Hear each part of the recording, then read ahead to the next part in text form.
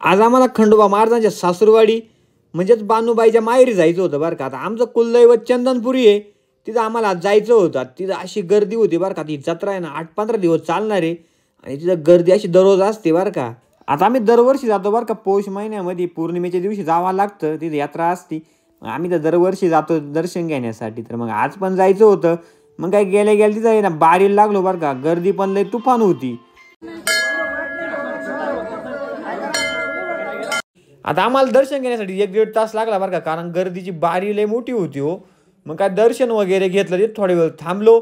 आता तिथं कसं असतं माहिती आहे का, आपण जे देव नेतो ना ते नाचवायला लागतात आणि त्याची तळी भरावं लागतील. मग काय सगळ्यांनी दर्शन वगैरे घेतलं.